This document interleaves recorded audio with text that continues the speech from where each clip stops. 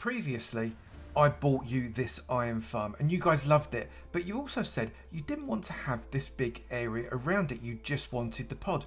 You also said you wanted me to make it better. You want it better? Don't you go anywhere. Hello everyone and welcome to another episode from me, Avomance, in my Minecraft 117 Farms series. Today I'm responding to your request to improve the iron farm that I did for Minecraft 117 just a few weeks ago. You had some great comments that you put down below in the comments section and I've jumped on those and improved the farm even more. Some of you said that in your worlds you were having problems with the iron golems not spawning in the chamber. I have made it so there is absolutely no way the iron golems can spawn anywhere else. You also said that fire tick was causing you some problems. I've solved that for you too. I've also made it so this is a villager trading hall and XP farm as well as iron farm. And I've also made it so you can turn the iron farm on and off so as the villagers stop going into panic and you can trade with them really easily. It also gives you a little bit more iron than the other iron farm as well, because there is zero loss with this one. There was just the tiniest little bit of wastage in the first farm. I have sorted that too.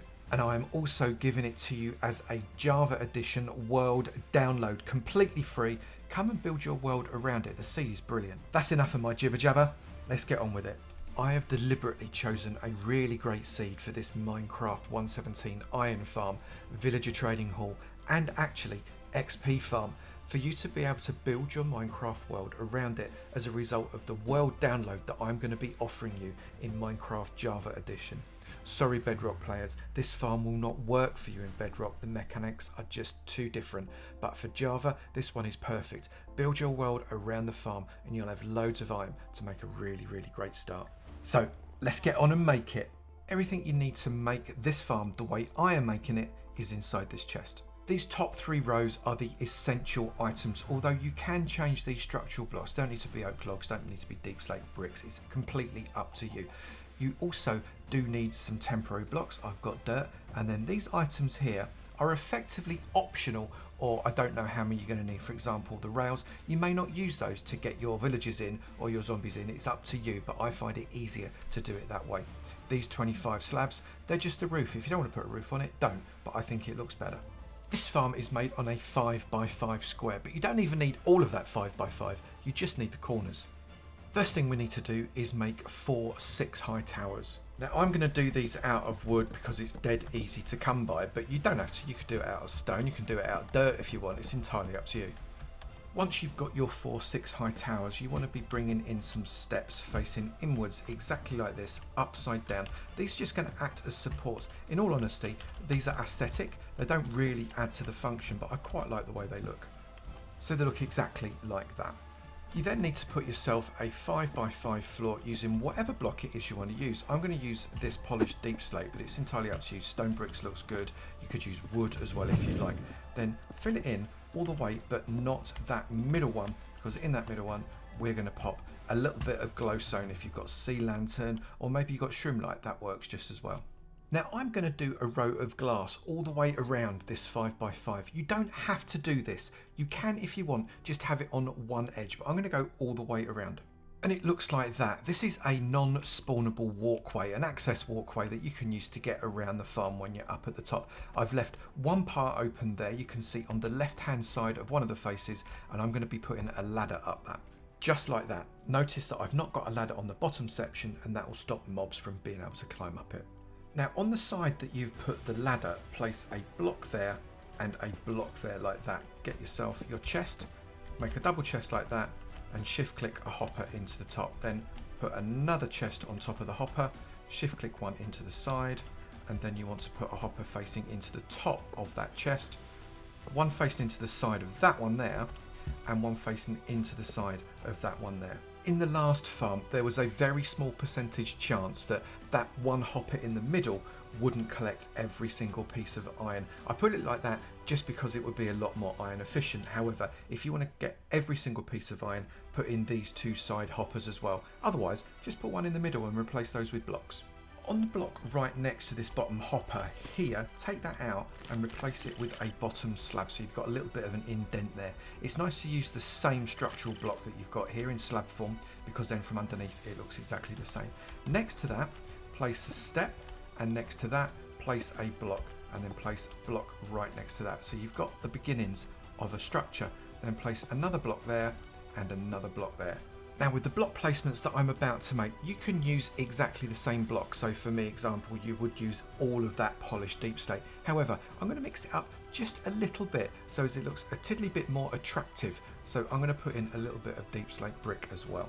So I've placed structural blocks along these two sides. I've mixed it up like I said I would, but you can use exactly the same structural block. It really doesn't matter. And I've then put 3 rows of glass there and 4 glass on that side. That is again just because I like to be able to see in at the sides. It really doesn't matter, you could use the same structural block again if you wanted, but you'll notice I've left a gap right there. That's pretty important. That's going to be our entrance. The next part is one of the things that separates this farm from the previous farm. We're going to turn this into a village trader centre as well. Now you do need workstations that are considered transparent, i.e. are not a full block, and as it happens, lecterns are absolutely perfect for this. So you can make yourself a nice trading centre to get yourself some enchanting books as well as loads of iron. But you can use any other transparent workstation, it's entirely up to you. Just avoid the solid ones because then there is a very small chance that you could have iron golems spawning on the top of them, and you do not want that. Grab your 3 beds and from this lectern end place your 3 beds in. The colour does not matter, but it does matter that the pillow is at that head end there, otherwise the farm won't work.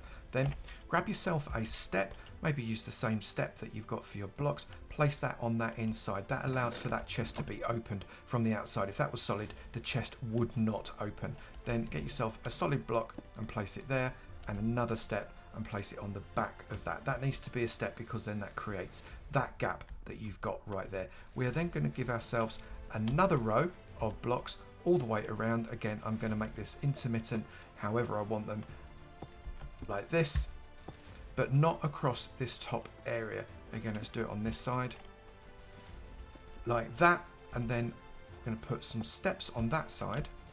I'm going to come around, put some steps on that side, and then we're going to place a slab right there. So we've got the hole ready to bring in some villagers, but we're not quite ready yet.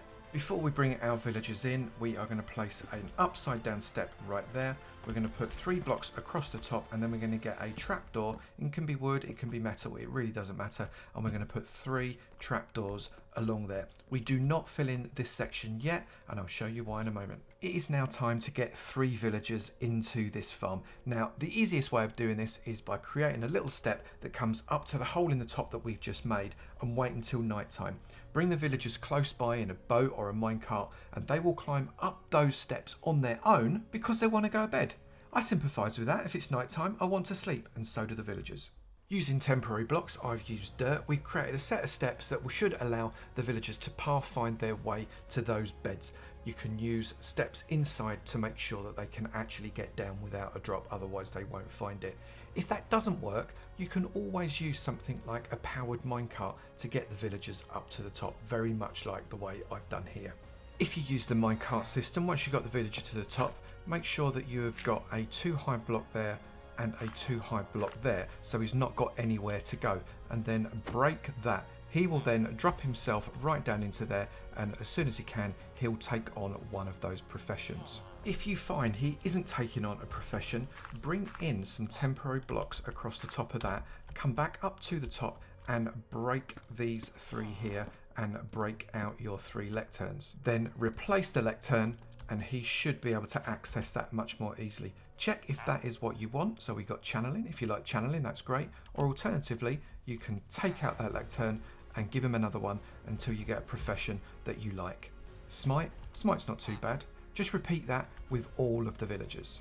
And once your 3 villagers are in, close it up with 3 more trapdoors so you've got a flat top right here. We now need to make the iron golem spawning and killing chamber on top of here, and this is simple. But before we do that, whilst we're up here, we need to make a decision. This is optional, but you may want to be able to turn this farm off so the villagers stop running around in a mad panic. That's going to make it a lot easier for trading. Now you can trade with them whilst they're in panic, but it's a lot easier to be able to click on them if they're nice and still. And to do that, the zombie needs to be out of sight. This on-off mechanism is easy. Drop that trapdoor and place a trapdoor on that window, then flip that trapdoor back up, and we are going to replace that window with a solid block in just a moment. I told you it was easy. Now to make the killing chamber, place next to the front edge here, 1 step and 1 step. Then get yourself a fence to go across the front of that. I like to put a lantern on the top there. It's just a purely thing for me. I like it. You don't have to do it. Then put a fence post there, a fence post there, a fence post there, and a fence post there. Then get some wall. I'm using deep slate brick wall just so as it matches everything else, and come all the way around, including over the hoppers, which I know is a little bit weird, but that's what we're going to do. We then need to do it again, a second level, all the way around, like that. And then get yourself some temporary blocks and shift clicking on top of there, come up another couple of levels with the temporary blocks, another row with your wall like that. Then get some signs on the middle one. Doesn't matter if you got some writing on it, but if you don't want to, then take that off. And then on this one here, put a sign, shift click another sign, and shift click another sign. And then on that block, place a lava bucket. That will flow across but be held in by the signs. Grab some slabs. Again, I'm going to use polished deep slate just because I think it matches the rest of the farm. This is also optional. You don't have to put a roof on it, but I'm very much like putting roofs on my farms. I just think they look completed if I do so. And then finish off your roof exactly like that. And the only thing we have left to do is put in the water. However, we do need to come on the outside to do this, otherwise we'll be trapped. Place a water bucket on that step, a water bucket on that step, and that entire system is finished. You should never have to come up to this level again, so you don't have to make yourself any access. What's also good about this improvement over the previous farm is if you're doing this on a server or on your own world and you've got fire tick turned on, this will not be a problem, nothing will catch fire. Now, if you decided you didn't want the on-off system, you just want it running all the time, but you've changed your mind at any point, whether it's whilst you're building it or maybe months later, you can reach in and place that trapdoor right there. You can see it is on the bottom side of that block, and you can reach in from the front as long as the villagers aren't in the way. But remember, you've got to remove this block, place in a solid block, and then pop on a lever onto that solid block. That will then allow that lever to be placed up and down, and when it is in the down position, it will block the vision of the zombie and the villagers will stop being panicked. When you place it upwards, the zombie vision comes back, and all of a sudden these guys start to get really upset again. It's worth mentioning that trading with villagers gives you XP, so you can say that this is also an XP farm. It's an iron farm, a trading centre, and an XP farm all at the same time. The only thing we have left to do now to get this thing working is get a zombie inside. Now, the absolute best way to do this is by using powered rails. So I appreciate you use a little bit of iron to be able to do this, but it's not that many iron ingots really, and you don't have to use all of these powered rails, just use a few with normal rails in the middle. You are, however, going to need to wait till night time, otherwise your burnies are going to be toast. They'll just burn up. The zombie goes right inside there, sits nicely in that little pouch, and immediately iron golems start to spawn because these villagers have gone into absolute mad panic. Those iron golems spawn in to protect the villagers, but it's no good. They're just there to be your iron. And now all you need to do is give that zombie a name tag, otherwise he will despawn. In 1.16 versions, zombies don't despawn if they're sat in a minecart. However, in 1.17, there is a chance that they do. So grab your name tag, pop him on there. That's an interesting name, zombie. Wonder where you got that one from. And now he will not despawn no matter what happens. You can then remove all of your rails and use them for another project.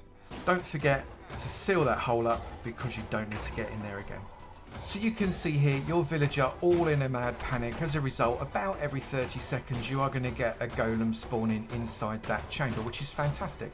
But they're a little bit difficult to get hold of. You know, is that the one that I want? Is that the one that I want? I don't know. What I need to do is make them a little bit more calm.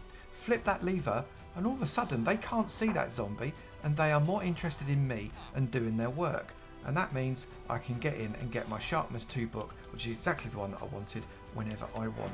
I can then flip that lever back up again, turn the farm back on. That zombie is now making eye contact with all the villagers. They won't go near it to kill it or it kill them because it can't get to them as a result of that little step block that's above its head. But it's enough to make them panic and produce all of that lovely iron for you. Now all that's left to do is just to do a little bit of a test and see how much iron we do actually get from this in 1 hour. So I'm going to do an hour's test. I'm going to remove all the iron that I've already got from the few seconds that it's been running, and then I'm going to leave this for 1 hour. Let's crack on. That has been 1 full hour of these poor villagers running around as if they've got mad panic in their faces. The iron golem's been chugging through.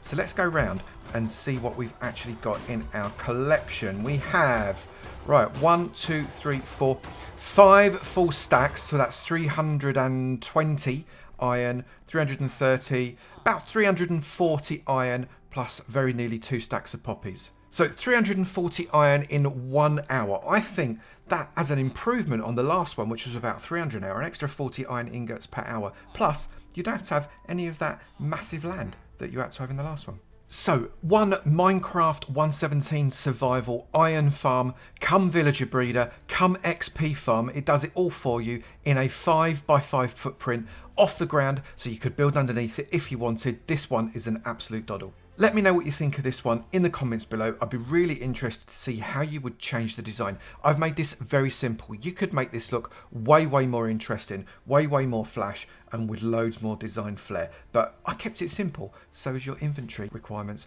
are much easier.